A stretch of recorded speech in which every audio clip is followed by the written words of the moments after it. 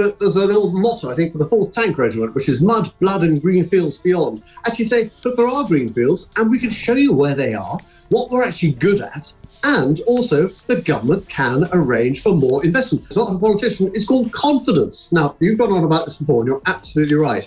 Have some confidence, particularly when you come into office to start with, to say, yes, I know it's difficult, I know we've got some bad things to try and deal with. I know how to run a successful economy. I just want the chance to be able to do that and turn this economy around so that it actually works for working people in our country again. The one job that I've always wanted to do is to be Chancellor of the Exchequer. I was an economist at the Bank of England for many years. Before I became an MP, I worked in financial services. Rachel Reeves claimed she spent a decade at the Bank of England establishing her economic credentials, but when pressed on live television, she was forced to admit it was barely half that time, with 1 year spent as a student, not even working. This isn't just about padding a CV, it's about a pattern of deception that runs through our political system, where saying whatever sounds impressive matters more than the truth. And if she's willing to lie about something so easily verified, what else might she be hiding from the British public? Before we move on, I'd like to ask you a small favour. If you appreciate this content, please take a second to like this video and subscribe to the channel. Over 98% of you watch the videos without subscribing. It costs you nothing, but it makes a huge difference to us. So, did you click the subscribe button? Great. Thank you so much. Now back to the video. Politicians like to pad their CVs. It's practically a job requirement these days. But when Britain's Chancellor of the Exchequer, Rachel Reeves, decided to double her work experience at the Bank of England, she wasn't expecting to be called out on live television. And yet that's exactly what happened in a moment that perfectly captures the growing disconnect between political claims and verifiable reality. For years, Reeves has carefully cultivated her image as an economic heavyweight, the cornerstone of this reputation, her supposed decade-long stint at the Bank of England. This impressive credential has been trotted out repeatedly in interviews, official biographies, and campaign materials. They're actually participating. And Justin, that's the really important point here, is if you incentivise those SMEs, those very small companies, they can take the employer's NI hit because they know they're not paying corporation tax. There isn't any corporation tax. And then you let it grow from there. So you can actually see then how much companies are participating in growing into the economy and not just merely saying, oh, they're just draining money out of it. And so actually I agree totally. I think that's a brilliant way to kickstart the economy. And also you have to say to people, there is a reason to put all your money on black, to actually use your own money to start a business. And right now I wouldn't start a business. It's been the golden ticket that supposedly qualifies her to manage Britain's economy during these turbulent times. But as we've learned time and again, eventually someone checks the receipts. In what can only be described as a masterclass in awkward television, an interviewer calmly confronted Reeves with a simple fact. You told Starless magazine you'd worked at the Bank of England for a decade. In fact, it was only 6 years. And one of those years was at the LSE doing a master's course. The camera didn't cut away quickly enough to spare viewers the pained expression that flashed across her face. I mean, we've all had to go through this process if you've been an entrepreneur, and it's very worrying and frightening, and you need some encouragement, not necessarily always financial, but to encourage them to think, actually, the economy is going to be all right. Now, we've had ourselves in this position. Are we going to nuzzle, would you like to come to California with me? And we lose it. So there's a simple thing for us to try and adjust straight away. One of the good ideas I did like was her reform in regard to pensions. I'm not too sure she totally understands actually what she's done. Long-term investments for pensioners so that they know over a period of 40, 50 years, they will see a rising period of dividends. Can we do that? Yes. We've got several... So is that one thing they've got right then? That is one thing they've got right. What followed was a textbook example of political evasion. Rather than addressing the discrepancy directly, Reeves pivoted to a rehearsed statement about being proud of the jobs she's done. No acknowledgement of the inflated timeline.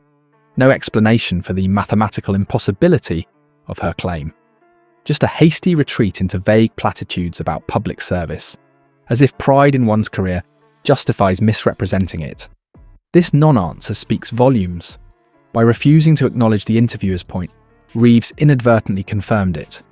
The desperate pivot only heightened suspicions that this wasn't a simple slip of memory, but a calculated embellishment designed to bolster her credentials. Let's be crystal clear about what's at stake here. In the private sector, falsifying experience on a CV is grounds for immediate dismissal.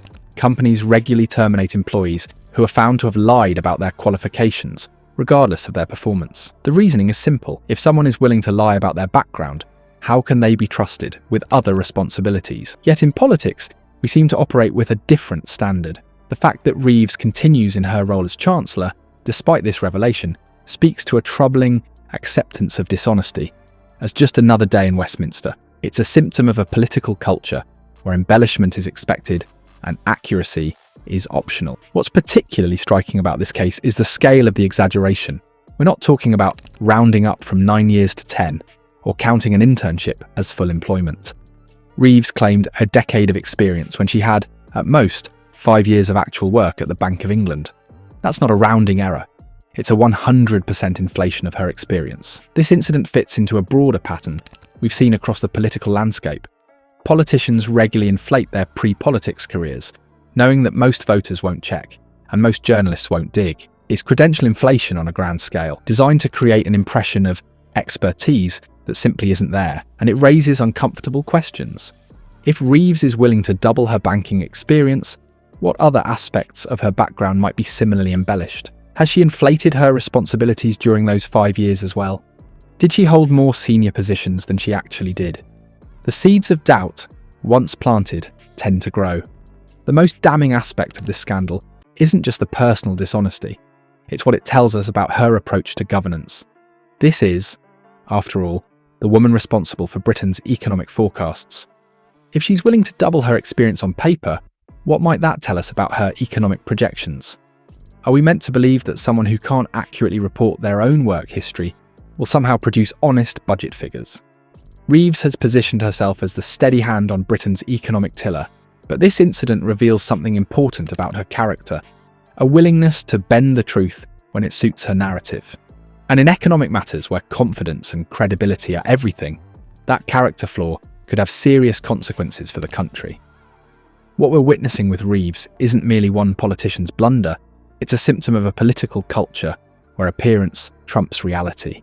Consider the polling data showing only 18% of the public believes politicians are honest.